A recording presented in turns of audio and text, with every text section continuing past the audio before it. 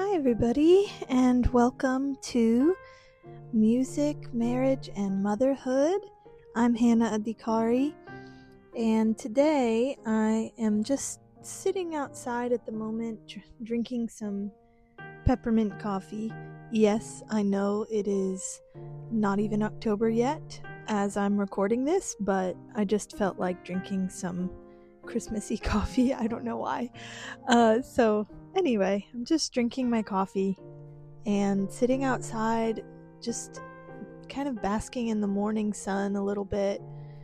And I just started thinking about change and how much my life is going to be changing very soon. I'm 31 weeks pregnant today, and my husband is working on his medical school applications. He's on his secondaries right now, and it's just all becoming pretty real, pretty fast. So join me today as I talk a little bit about change.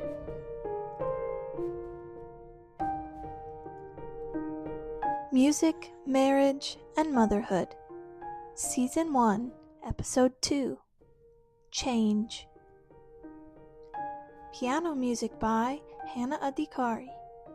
German Dance in E-flat major by Beethoven.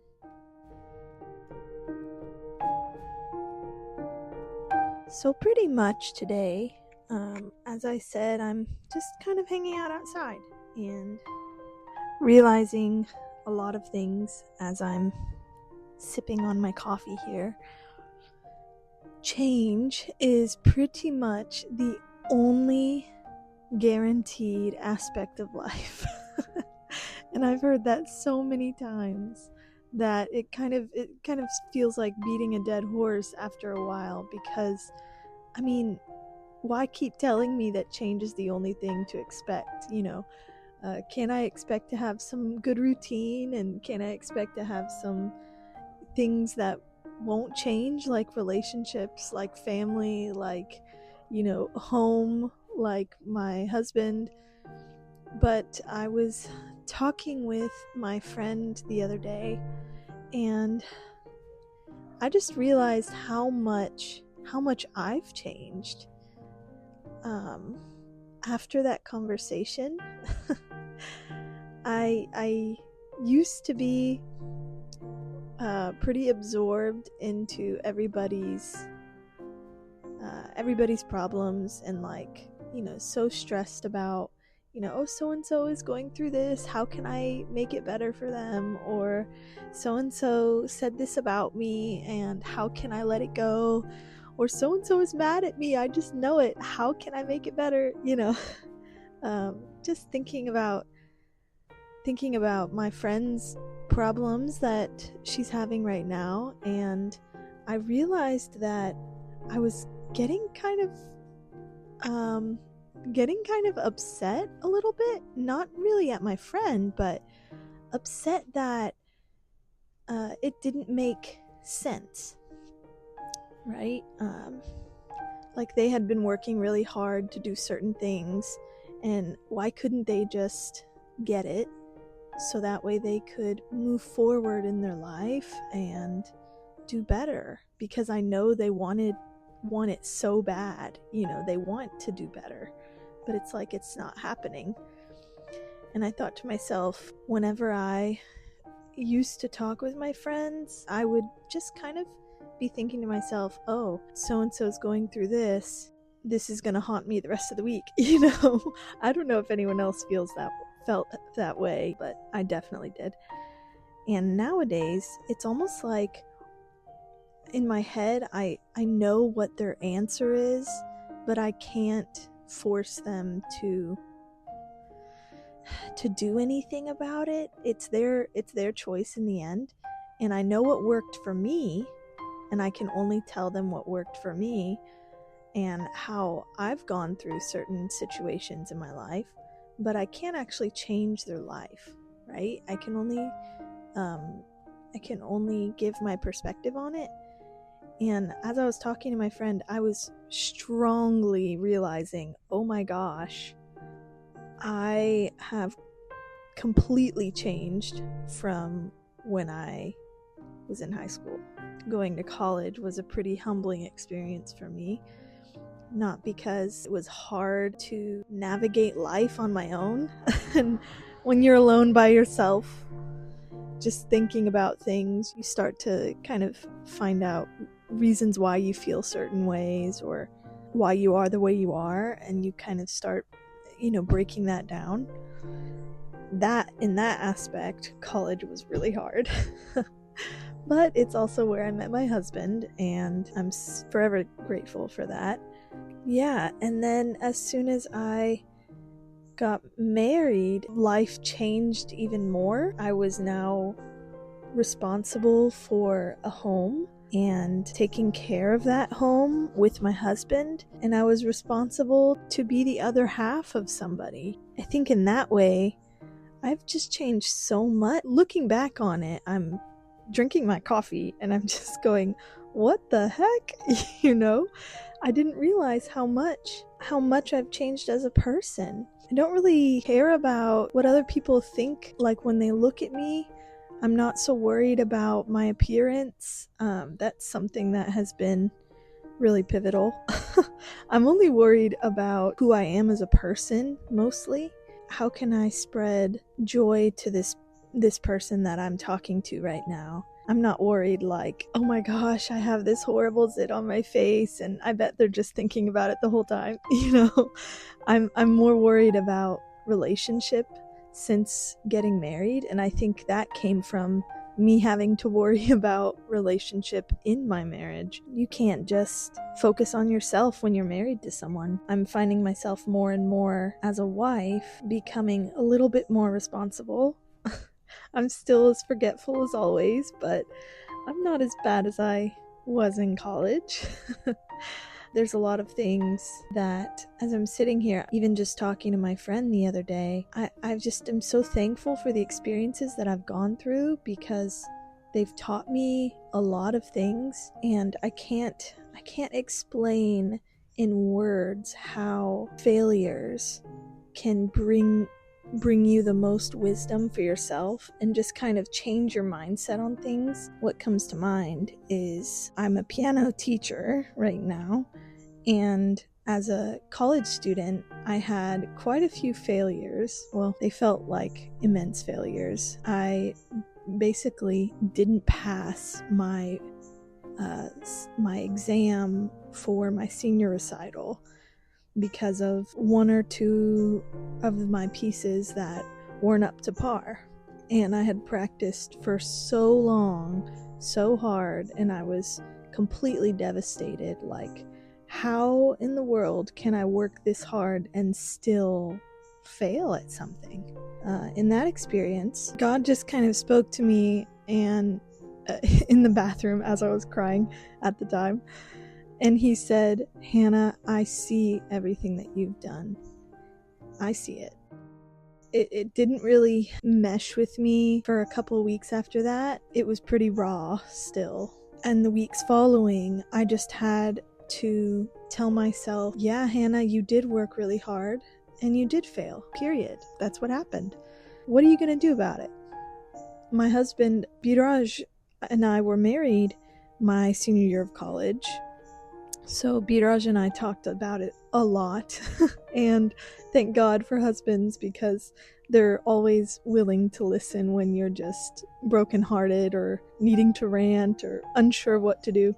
He's kind of like my bounce board. So I just talked and talked and talked with him, and God just kept whispering to me, I see you. I saw everything. I saw all of the tears you put into your practice sessions. I saw the hours. I saw the care and the genuine concern you had to try to get everything where it needed to be, but it still wasn't enough. And that kind of failure, looking back, it changed me into thinking, I'm not going to be enough sometimes. And when I talked to my friend, it felt like everything that she was so worried about was being enough for everybody, and constantly trying to please everybody and make sure that make sure that nobody was upset at her. And I just kept thinking in my head, I don't understand why she's having this problem. Just be yourself, just try your best to do what you can. You can't do more than that. And I kept thinking, why is this so difficult for some people? And for me, it's so clear.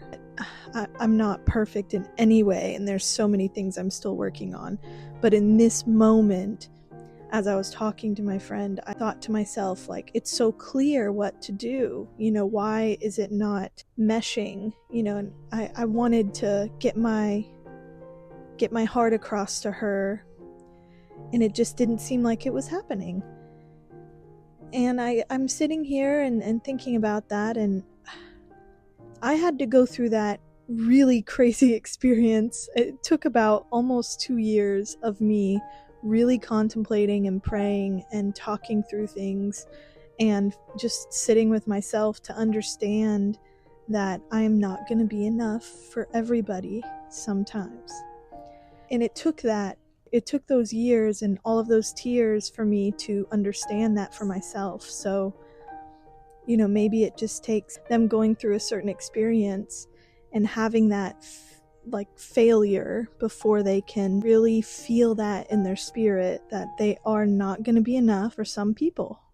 It doesn't feel okay in the moment, but you feel okay when you can understand that, because you're not so worried about everyone else. You're just enjoying what God has given you in your life in the moment. That kind of shocked me a little bit as I'm sitting here. I really have changed quite a bit. Hannah, even 4 years ago, I remember so many times, so many parents, student parents, just constantly saying, oh, this or that about the student, and oh, how can I accommodate this parent? Oh, you don't do this enough, so we're changing, teachers. Oh my gosh, am I doing something wrong? Is every single student that I've taught in this whole wide world now gonna fail because I didn't do this right? Going through all those parent-student situations, even 4 years ago, I wanted to be enough for everyone. Everyone. It didn't matter. I wanted to be enough for Biraj. I wanted to be enough for my friends. I wanted to be enough for every single student. I wanted to be enough for all my parents, student parents, and it just didn't happen, obviously, right? And now, I don't want to say it's easy, but I think it's getting easier for me to understand that concept now. And that is the best change that I could ever imagine. It totally removes fear out of the equation and it replaces it with contentment for your life and for who you are, because we all have something unique and special about ourselves that we can share with people, and not everyone is going to understand that unique quality. It's just the way it is. I think for life in general, change is going to be inevitably hard, but good. And that's what I'm just contemplating right now. I'm about to be a mom. And what is that going to look like? Am I going to be able to sit out here in the morning and drink coffee for 30 minutes? Probably not. That's a change that I'm kind of, I don't want to say worried about, but I'm definitely very much aware of. How is my life going to change when we move? When my husband goes to his medical school of choice, how is that going to look? We're gonna have to rebuild our life in a completely different area.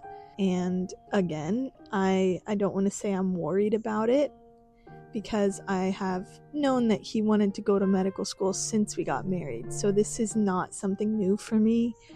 And God has really just kind of gradually sunk this in for me. Thankfully, I didn't have to just have this thrown on me, but it's still a very big change, and I'm definitely aware of it. Definitely aware of it. And I guess what this whole episode is kind of getting around to is, what is change to you? Because I know for me, it used to be this horrendous, ugly monster. And I was just committed to keep things exactly the same. Committed. Like, when I tell you committed, I was committed. Literally everything about my life had to be the same as when things felt simple, when things felt good. There wasn't a lot of responsibility. There wasn't a lot of worries. There wasn't heaviness. It was just me living rent-free in my parents' house and enjoying all the things that they paid for every single day. You know, it was a much simpler time. Now I'm married. I have my own home. I have a lot of more responsibilities, and I'm okay with that, actually. I guess somewhere between high school, college, getting married, all the way to now, I've really kind of settled in to what it means to change without even realizing it.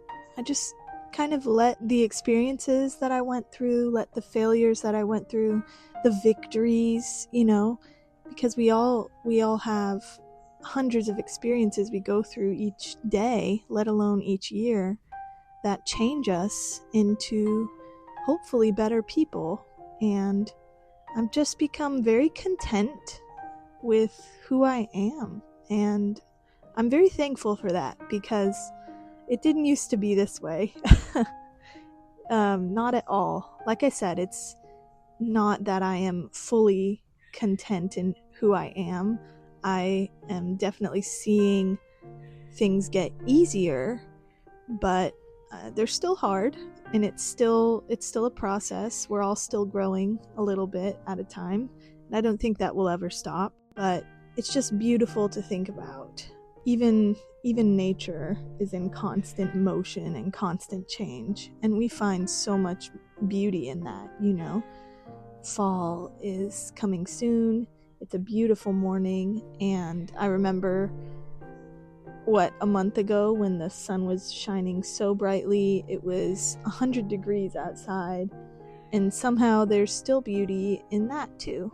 And it's kind of funny that we don't apply that beauty to ourselves. We just kind of look around us and see all the change and all of the wonderful things that our friends are becoming, or our family members are becoming, and we thrive. We're thriving for them. We're so happy and we're so joyful for them and their lifestyle changes and their big decisions that have changed who they are in good ways. We look around and see the change in technology, and we are just amazed by it. We're just so excited about it.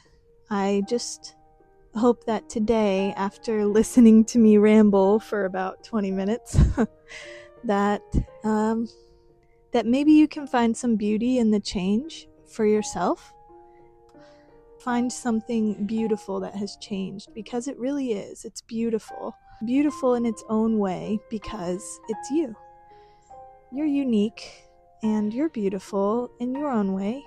Now my coffee is cold, and it doesn't really seem like I'm gonna be finishing this. I might need to add some ice cubes or something to kind of perk it up a little. Hopefully you've got a nice hot cup of coffee that you're sipping on right now, and it's not as cold as mine is. But in any case, I pray that this episode has brought you a new perspective on change, or maybe it just confirms what you've already been feeling about change. Thank you for stopping by and giving some of your time for music, marriage, and motherhood. Have a great day, everybody.